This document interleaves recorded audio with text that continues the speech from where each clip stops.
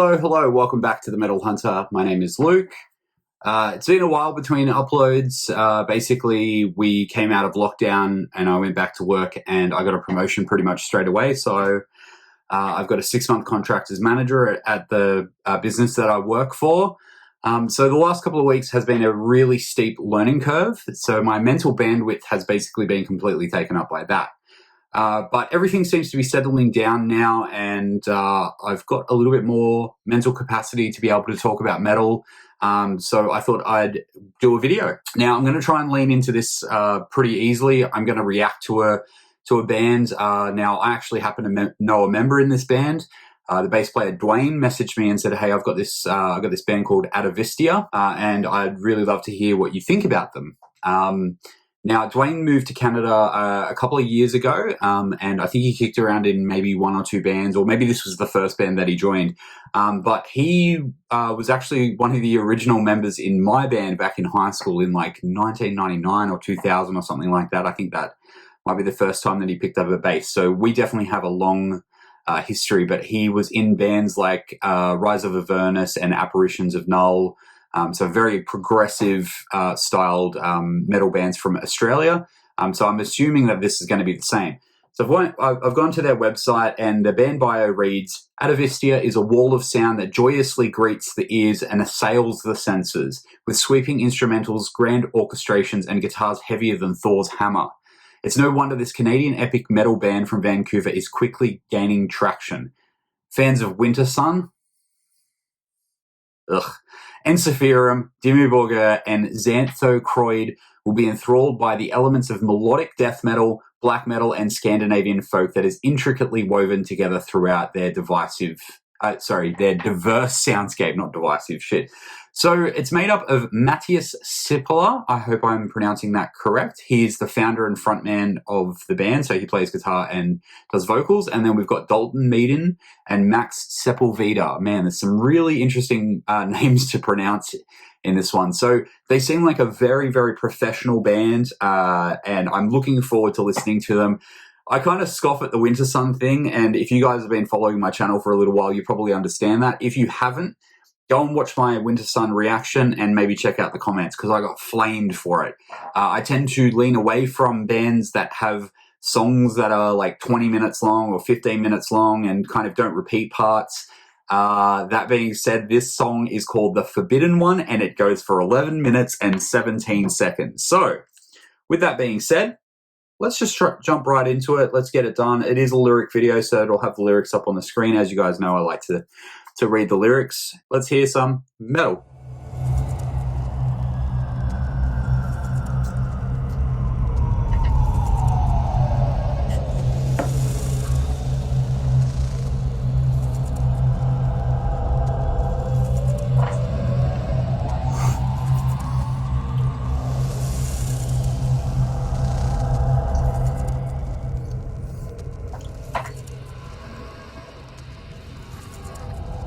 God, I hope it's not just 11 minutes of this. I make jokes sometimes.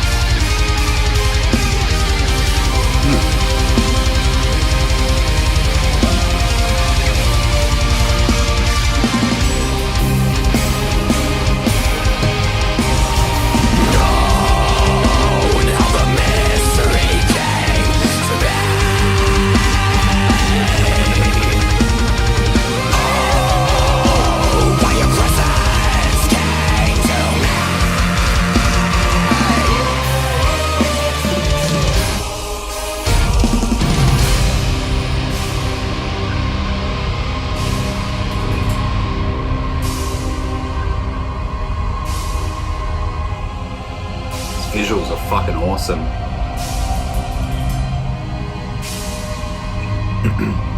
Maybe I need to take like a little square piece of paper and put it on my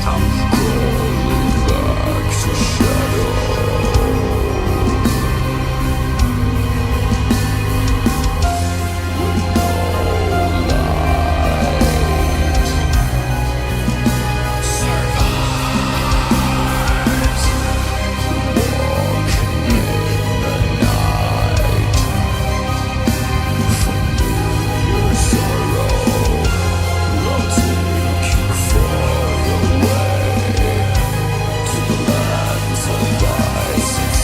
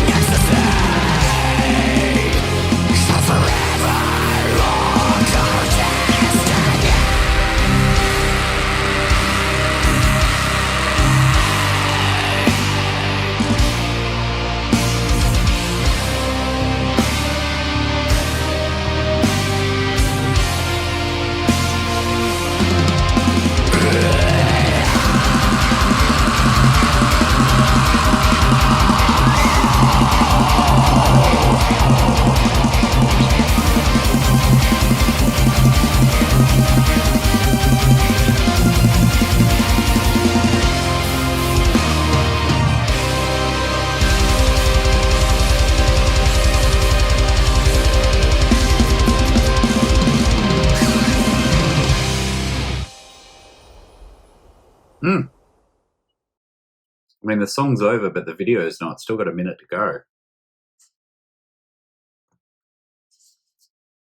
Post-credits scene, maybe?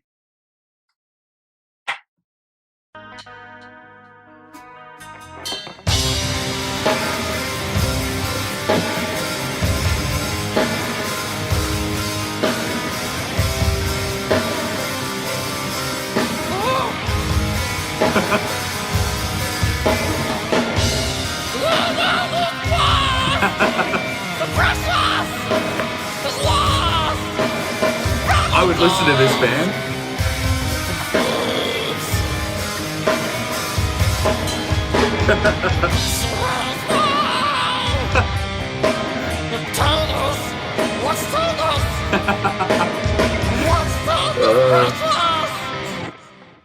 I love a Lord of the Rings reference. Fuck, that was good. It's clearly someone losing their fucking mind in the studio. That's good. Well, that was just like such a journey. Now, okay, so firstly, let's address the Winter Sun thing. I actually think that they went on Dimmu Borgir much more, especially with those kind of transcending kind of keyboard parts and like the melodic vocals over the top. That being said, I'm not very familiar with Winter Sun other than the song that I reacted to a while ago. I really haven't listened to them. So Winter Sun fans, please don't come and torch me. I know what I like and I likes what I like. This is something that I liked. I enjoyed the fact that they rooted everything within the heaviness of the track, and the melody was the secondary part. So it actually added to the actual riffs and the orchestration and everything like that, or the structure of the song, I should say. I think that lyrically it was fantastic. It was, painted a very broad picture of, a forsaken one, a forbidden one, so like Satan or Cthulhu or whatever you want to call it. It probably is leaned against something. I'm not sure, but I guess the vocalist probably has an idea of what he wrote about. So the middle section where that he went into the kind of whispering, like kind of half croaked vocal part really reminded me of a band called Godgory, who I really, really got into when I was in high school. I think they had like 2 or 3 albums. And the vocalist did a lot of that kind of stuff. And generally, I always think that people do that when they can't actually sing. But this dude obviously can sing because he did that part into a melodic vocal part. I also think that it's wonderful that they didn't just force melodic vocals through the entire song, and they had an actual section that made sense where it led into it. The structure of the song, I didn't feel like an 11-minute song, which I enjoyed, but it also makes me think that if I listen to it again, I'll probably hear other flourishes that I might have missed on the first spinning. Dwayne, thank you very much for the recommendation. I love it. I always enjoy the music that you play. All the bands that you've been in have been fantastic. I think I like this one the most. Rise of Avernus is a fantastic band, or was a fantastic band. I don't even know if those guys are still kicking around, but this is wonderful. I know that they've got an album. Obviously, it was on the video. It's called The Winter Way. It came out in May. I'll bring that up on my streaming service and give it a good listen, maybe while I clean the house today or something shit like that. But I thought that was wonderful. I thought that the structure, as I said, was it wasn't too demanding. So, I mean, I find like that there's a lot of bands that are in that vein where you feel like you need to concentrate on the music only because there's so much going on. You don't want to miss out on something. I think that there was enough going on to keep my attention, but I would be able to go about my day. I would be able to drive a car listening to this. I would be able to go and mow the lawn, or I'd be able to go for a run or go to the gym or something like that. There's a lot of bands in this vein and this genre that tend to have too much going on. And I definitely think that the Dimmu Borgir vibes are definitely for me. Just reading through the comments on this video, which I'll link down below, make sure that you go and check it out. There's a lot of Winter Sun comparisons, which I guess, whatever. Like Winter Sun are who they are. I'm just not a fan myself, but I'm a fan of Atavistia. And I'm a fan of Dimmu Borgir, so like that makes sense. All right, guys, make sure that you subscribe. Make sure that you follow me on Instagram, Facebook, and Twitter. Make sure you go and give these guys some love. Go and comment on their video. Let them know that I sent you over there. And yeah, I will have some more videos out for you very shortly. They're probably mostly going to be reaction videos at the moment as I ease back into this whole process. But if you've got any requests, what's the best way to do this? If you've got any requests, put it on my Instagram. That's probably the best way to do this. That way I can actually, because I'm on there every day, I can actually track this kind of shit. All right, I've been Luke, the Metal Hunter. I love your faces. We'll see you next time. Bye.